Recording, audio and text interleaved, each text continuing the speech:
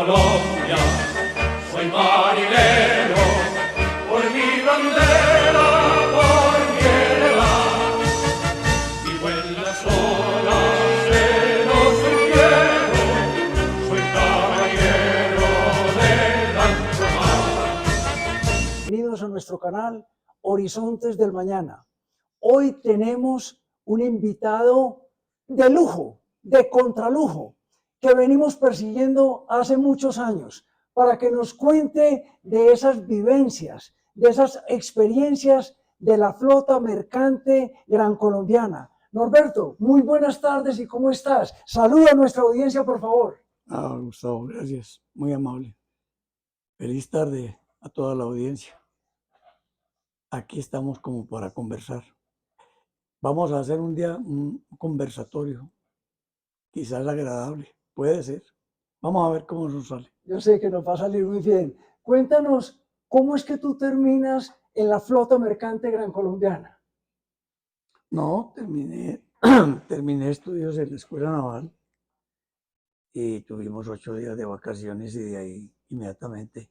En esa época la flota tenía muchos tripulantes oficiales, casi todos españoles, de manera que promoción que de la Escuela Naval salía, automáticamente ingresaba a la flota inmediata. Y un oficial que entraba y un español que salía. Así que ahí empezamos nuestra vida laboral inmediatamente. Qué maravilla. ¿Qué recuerdos tienes de todos esos países, de todos esos continentes que conociste en esa época? A ver, Gustavo, lo que pasa es que dependiendo, como trabajamos en buques de línea, teníamos distintas rutas: ruta del Pacífico, la ruta del Atlántico, la ruta del Caribe, la ruta de la Herradura y la ruta de Europa. Okay. Pero realmente nosotros no parábamos sino en los puertos de terminación de ruta. Por ejemplo, la ruta Atlántico-Pacífico, pasando el canal.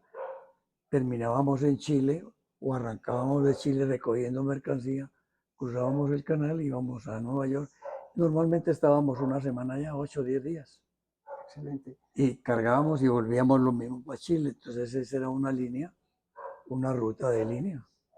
En esa época, Norberto, ¿cuántos barcos tenía la flota mercante gran colombiana? Uy, en esa época habíamos por lo menos como 12. 12 barcos, todos con diferentes rutas. Todos con diferentes rutas, 12. Unos 12 buques y llegamos más a en la época del 70 ya más o menos ya teníamos 20 buques. ¡Wow! Entonces, la eliminación de la flota mercante gran colombiana fue un desastre realmente para Colombia y más hoy día. ¿Y por qué se acabó? Yo no sé. Estuve por ahí leyendo un libro, inclusive, que había escrito una comunicadora social, que el papá era mecánico a bordo. Y ella hizo viajes con él. Y ella misma no se explica por qué la flota realmente se terminó. El ministro de Hacienda convencieron al presidente de la República y la Federación de Cafeteros no tuvo más remedio que vender la flota, pero yo creo que ha sido uno de los errores más crasos que se ha podido cometer en esta vida. Más que todo hoy día. Y hay que tener en cuenta que era una flota que tenía prácticamente carga fija. Entonces era una ventaja tremenda. Ya. Yo siento que hoy, más que nunca, pudimos haberle sacado provecho a esos barcos que eran nuestros y que llevaban nuestros productos, entre ellos principalmente el café, ¿cierto? Y de regreso traíamos todo lo que importábamos de todo, o sea que era un gana-gana. Insumos y material de capital de trabajo, todo era importado por flota mercante. Qué maravilla. Qué maravilla. Y en esa época yo me imagino que cuando ustedes llegaban a puerto, eran muy acogidos, muy bienvenidos, porque en esa época era un orgullo trasegar los mares de la tierra con esa bandera colombiana ondeando en ese pabellón. Y no solamente eso, sino que muchas veces nos reuníamos 2, 3 buques, por ejemplo, en Nueva York, todos, digamos, con distintas rutas, uno con la ruta de la Herradura, otro con el Pacífico, y entonces nos reuníamos 2 o 3 buques allá y no faltaba la reunión, la tomadita de traguito ahí sabroso y Claro, conversando claro. con todo el mundo, cómo nos iba, qué estamos haciendo, cómo no, eh, lo que normalmente conversaba uno con ellos. Qué bonito. ¿Tuviste algún momento de peligro en alguna situación así que ustedes sintieron de que estaban ahí en riesgo en el mar? Gustavo, eso es natural, eso es natural. Nosotros, por ejemplo, en la ruta de Nueva York, Chile, de la época de los huracanes, teníamos que estar sometidos permanentemente a esas situaciones, de manera que teníamos que trabajarla, capotearla y vivirla. Sí. Pero eso era permanente, eso no, o inclusive con esos chubascos grandes que uno se encuentra en la mar, tiene que capotearlos y los capotea uno, pero eso no.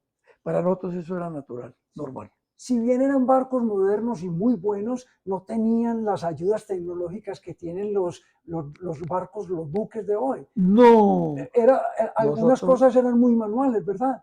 yo estuve trabajando allá, me mandaron a Stürkenberg en Alemania y sacamos los primeros buques que teníamos comandos directos del puente a máquinas. Eso antes era a punto de telégrafo.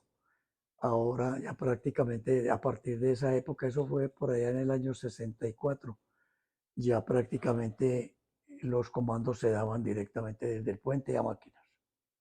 Qué bonito. Antes era por voz, Claro. ya no, ya era directamente desde el puente dirigíamos las máquinas.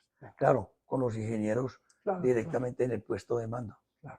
Es un tema un poquito delicado y sensible, pero creo que lo podemos tocar, Norberto, y es que en estos países donde, entre comillas, atacan los barcos para robarles las mercancías, para todo aquello, en la época tuya los mares eran seguros. Mucho, mucho. No había piratería, no había nada de Nunca, eso. nunca escuchamos nosotros alguna vez una situación de esas. Hoy día sí, hoy día, por ejemplo, los del Golfo Pérsico se ven en esos problemas, pero nosotros en esa época no, no, nunca. Qué bueno. Ya para terminar, Norberto, y de antemano, mil gracias a nombre de toda nuestra audiencia por estos minuticos. ¿Qué le dirías tú a estas generaciones del futuro que nos ven y nos escuchan, a esas personas que quieren ser marineros, que quieren ser oficiales de marina, que quieren vivir su vida en la mar? ¿Qué les dirías? ¿Qué consejo les darías? Es que eso es muy difícil, Gustavo, por una sencilla razón, porque es que uno tiene que estar sometido, digamos, a las circunstancias de la vida. En esa época, para nosotros era un placer navegar, trabajar, viajar, conocer. Hoy día la juventud no aprecia nunca eso. Hoy la juventud quiere es dinero fácil, vivir bien, tener amores y disfrutar la vida sin hacer nada. Entonces es muy difícil no decirle qué quieren hacer ustedes. Muy difícil. A nosotros nos tocó una época muy difícil. Yo, por ejemplo, ya una vez que me retiré de la flota, estuve manejando la Secretaría de Marina Mercante, 5 años. Y ahí participé en una licitación y me fui a trabajar con el Banco Interamericano de Desarrollo, precisamente en la creación de la escuela o la Universidad Marítima Internacional de Panamá, hasta el año 78. Ya una vez que cumplí mi misión, yo había hecho estudios económicos y de administración, entonces me enrolé con los cementeros y vine directamente a trabajar con el doctor Álvaro Londoño como presidente de Cementos El Cairo y trabajé 20 años. Terminé mis 20 años ahí, me jubilé, hice unas especializaciones. Hice especialización de mercadeo, hice especialización de control de calidad, soy auditor líder de calidad y me dediqué a la docencia. Terminada la docencia, ya nos conseguimos aquí una cabañita y nos vinimos a vivir aquí ya tranquilo y en paz. Qué belleza. Ya para terminar, corrígeme si estoy equivocado, mi querido Norberto. ¿Cierto que quien es marinero hasta el último día de su vida? No llevamos sangre, llevamos agua de mar en las venas. Qué belleza, qué belleza. Por favor, despídete de nuestra audiencia. A todos un apreciado cariño, que la pasen bien. A todos ustedes, mil gracias por haber asistido a este maravilloso conversatorio con el señor Norberto Vargas. Nos vemos muy pronto en nuestro canal Horizontes del Mañana con otro invitado muy especial. Hasta luego. Viva Colombia, soy marinero.